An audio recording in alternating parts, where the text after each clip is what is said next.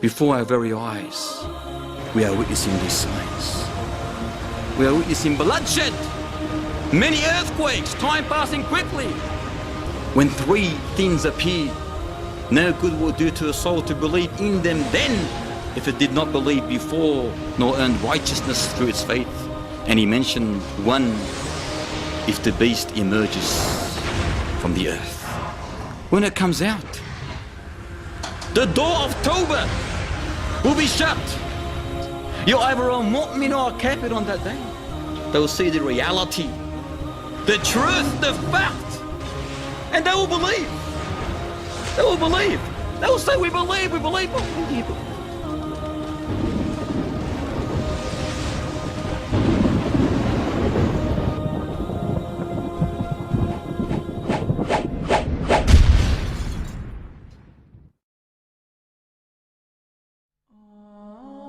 Open your eyes. We are witnessing before our very eyes the clues of its approach of the hour through information in the Quran and Sunnah.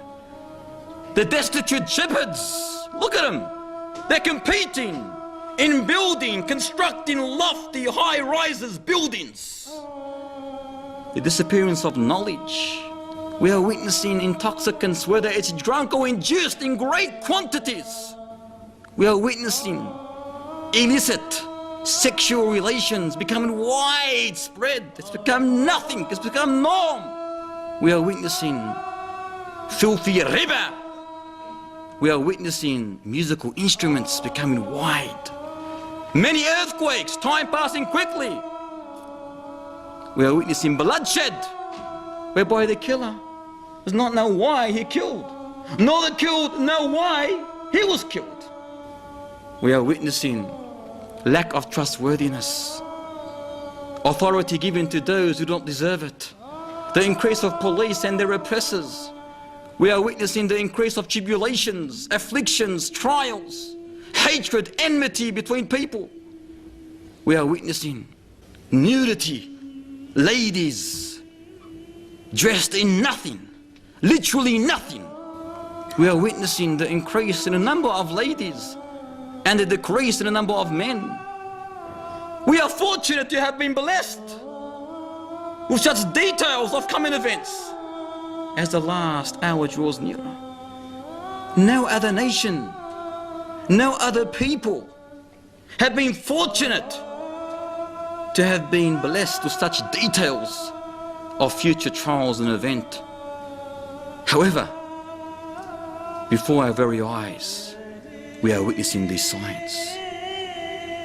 They testify with certainty that we are indeed on the verge of a change. Thus we must take this matter seriously. We must prepare our luggage for our final destination. Allah Ta'ala says in Surah Al-Anbiya, اقترب للناس حسابهم وهم في غفلة معرضون. Draws near to mankind is their reckoning, is their destruction, yet they turn away in heedlessness. They hear these signs, we are hearing them tonight, but we turn away tonight and say, alhamdulillah, another lesson, just another lesson. But it's not just another lesson. If you take it as another lesson without application, you're wasting your time. It must move yourself, make you move, make your body change, live differently from tonight. إِنَّهُمْ يَرَوْنَهُ بَعِيدًا وَنَرَاهُ قَرِيبًا. They see it, the day of judgment, as a far off event. But Allah says, we see it as quite near. In Surah Muhammad he mentions, are they waiting for anything except the hour to come to them suddenly? But its signs have already come. This is Allah talking to us, brothers and sisters. Allah saying to us, what are you waiting for? Are you waiting for the major sign to come and hit you? Because there is nothing left but the major signs. Are you waiting for the beast of the earth to come and slap your face or mark your face? with the word mu'min or kafir, when this very strange, amazing, speaking, huge, hairy beast of the earth emerges? So hairy that you will not be able to tell its front from its rear, having two things that were owned, possessed by two previous prophets, the rin of Sulaiman and the rod of Moses. When it comes out, this beast won't give you a chance. It won't give you a chance. You're either a mu'min or a kafir on that day. As soon as the people see this beast, they'll be terrified. But where are they going to hide? They cannot hide. This is a major sign decreed by the Almighty Lord. When it sees the believer, this speaking beast, it will adorn the believer's face by writing the best word that can ever be written. It writes on his face, mu'min, believer. What a beautiful word. A sign of humbleness, submissiveness, devotion, motivation, obedience to the Almighty Lord. Isn't this what we want? Do you not want the beast of the earth to mark your face with mu'min? Because that word mu'min will end up being eternal salvation for you. If we only understood what the word believer meant. But are we believers? Question yourself. And when it sees the disbeliever, it will destroy his face or her face. And this is not symbolic or metaphoric, it's reality, it's genuine. It will destroy the disbeliever's face by writing the dirtiest, the worst word that can ever be written. Kafir, a sign of infidelity, disbelief, filth, a sign of dirt. Is that what we want? A'udhu billah. If this beast comes out, the door of repentance is closed. Once it comes out, you cannot say no more, Allah, I believe, please put mu'min here. No, it's too late. Likewise, another sign that if it emerges, no good will do to the soul to believe in it then, is the sun rising from the place of its setting, the west. When they see the sun coming from the west, they'll say, we believe. But when do you believe? After you've seen reality? Where were you before? Muhammad asked Abu Dhar, Ya Abu Dhar, do you know where the sun goes when it sets? He said, I do not know, O Prophet of Allah. He said, it travels until it prostrates itself beneath the throne of the Almighty Lord, seeking permission for it to rise again. This is every single time. When the sun sets, every single time, it seeks permission. Ya Rab, can I rise or not? And Allah will allow it to. But a time will come when Allah will say, go back from where you came. And that will be the day, as the hadith mentions, that no good will do to a soul to believe in it then, if it believed not before, nor earned righteousness through its faith. Where are those who joke, who take it as a mockery, as a laughter, who say it does not mean this, it means another meaning, symbolic, it's something else. Wallahi, you will not be able to benefit after you see it with your own eyes. يوم يأتي بعد آيات ربك لا ينفع نفسا إيمانها لم تكن آمنت من قبل أو كسبت في إيمانها خيرا. The day that some of the signs of your Lord do come, but no good will do to a soul to believe in it then if it believed not before, nor earned righteousness through its faith. Look at how this verse explains the reality of a Muslim. If it believed not before, the second phrase of the verse says, nor earned righteousness through its faith. Are they waiting for the signs to come to them suddenly, but its signs has already come. Are they waiting for Gog and Magog? Ya'juj or Ma'juj? Two hidden tribes of people from the offspring of Adam. How did they look? Allahu A'lam. Dhul Qarnayn, who was a righteous king ruling the east and the west, Allah Ta'ala gave him the ability, the power to build, to erect a huge barrier which restrained Gog and Magog behind it. However, ever since that barrier was built, they've been trying to dig their way out of this barrier. Every single day, they are digging. As soon as they see a hole, and light piercing through that hole, the one in charge says to them, stop, we will carry on tomorrow. And this will continue and continue and continue. But when they come the next day, they find that barrier stronger than ever. But the day will come when Allah Ta'ala allows them to come out. That will be the day when their leader says, after they see the light through that hole, Insha'Allah, we'll continue tomorrow. So the next day they come and see the hole exactly as they left it. So they continue digging that hole until they come out. And they ravage the earth. They harm the people. They will strike their arrows into the heavens and it'll come back with some kind of like blood on it. They will say, we have beaten the people on the earth and overcome those in the heaven. They'll go past a lake in Palestine. The first one that gets to this lake, he will start drinking. When the last one gets to this lake, he will say, there used to be water here. In other words, they would have drank all the water. It's a huge lake. This Antichrist, this one-eyed liar, he will be given 40 days, but one of those days will be like 1 year. Another would be like 1 month. A third would be like 1 week. And the rest of the days would be like our normal days. He was described as being huge, a huge man, red complexion, short curly hair, one-eyed. The other eye looks like a floating grape, Between his two eyes, written, Kafir, the dirtiest word that can ever be written. Every single Muslim will be able to read this word, literate or illiterate, except those who are not believers.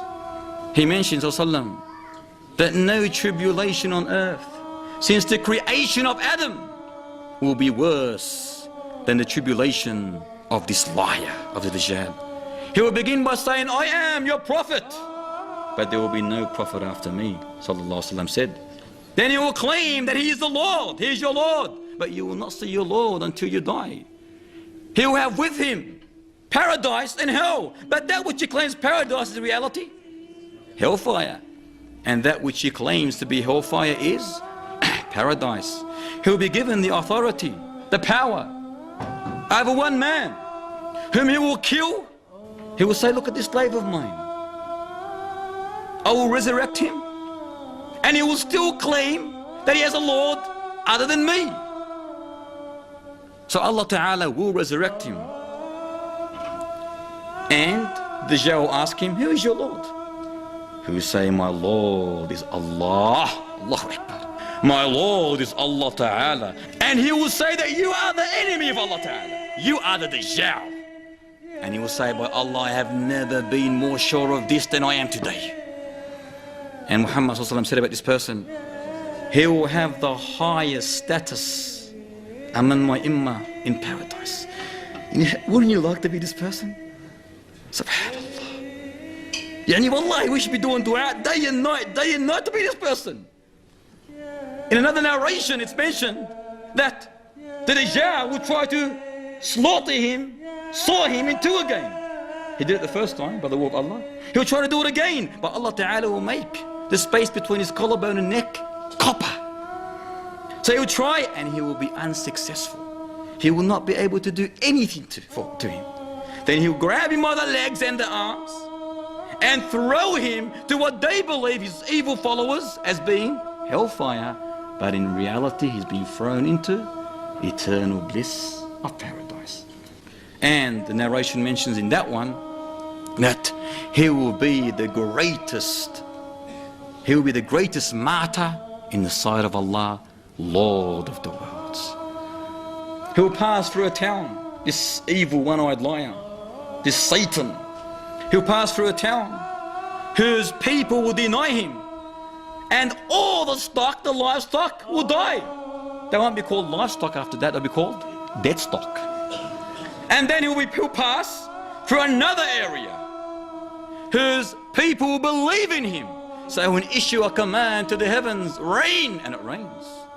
And to the earth, to bring forth its crops, and it does by the will of Allah Ta'ala. And the grazing animals return from grazing fatter than ever, big chubby bellies, because of the crops that the earth produces. He will walk on earth like a cloud driven by fast wind, calling people to his false religion. Who are his followers? The majority of his followers are Jews. One narration says 70,000 Jews. And likewise Arabs. The narration mentions Arabs will be a lot of his followers, the ignorant Arabs. He'll go to an Arabian desertman, like a nomad, Bedouin, and he will say to him, what would you do? Or what would you say? Would you believe in me if I bring back your mother and father? He said, yes. You know what can do that but Allah Ta'ala. And Allah Ta'ala will make that. He will assume, two devils will assume the appearance of his mother and father, and then they will call out to this child, oh son, follow this person for he is your Lord. Follow him for he is your Lord. And likewise, his followers will be ladies, females. In one narration it mentions that the man will tie his mother, his sister, his daughter, his auntie, and every female relative to a pole, fearing that they may chase this one-eyed liar. As for his death, it will be time for Salat al-Fajr, when Isa ibn Maryam will descend, and he will descend wearing two garments dyed in saffron, placing his hands on the wings of two angels. As he's descending, he lowers his head. Beads of perspiration will fall from it. If he raises his head, beads of pearls will scatter from it. His fragrance, any kafir, every kafir that smells it will die. And it can be smelt, his breath, as far as he can see. A whole group of Muslims gathered together, ready to fight the Dajjal. It will be Salat al-Fajr, and the Iqamah will be just about to be announced, when the leader of this prayer of the congregation will be Al-Mahdi, Muhammad ibn Abdullah. He will step back when he notices Isa coming down, and he will tell Isa, please lead us in prayer. But Isa will place his hands between the shoulders of the Mahdi, and he will say, pray, for the prayer has been made or announced for you. So Al-Mahdi prays, and after the prayer, Isa alayhi salam says, open the gate will be opened, and behind that gate will be no other than this one-eyed liar with an army of Jews. And there they will be bearing, all of them, a sword and a shield. When they see this enemy of Allah Ta'ala, the Antichrist, when he sees Isa alayhi salam, he starts dissolving like salt dissolves in water, and he run away. But Isa will call out and say to him, you will not die until I strike you with my sword. So he will meet up with him on a gate called the Eastern Gate of Lad. This is all in the Middle East. And there, Isa alayhi salam will strike him with his sword, and he will die. And all the Jews, his army, will be deflated. There will be nowhere to hide, not a wall, not a tree, not a stone, not a creature, except this inanimate or animate creature will say, O Muslim, behind me is the Jew, come and kill him. Thus, Isa and the companions will win over these evil people, and they'll at the same time do dua, pray for Allah Ta'ala to destroy Gog and Magog, because Gog and Magog will be in that time, Yajuj and Majuj. They'll still be there, and they'll be causing mischief on earth. So they'll do dua, Isa will do dua, and the companions of Isa, the Muslims, that Allah Ta'ala destroys Gog and Magog. So Allah Ta'ala will send an insect that will destroy Gog and Magog by biting them on their necks, and the next day they will all perish as one.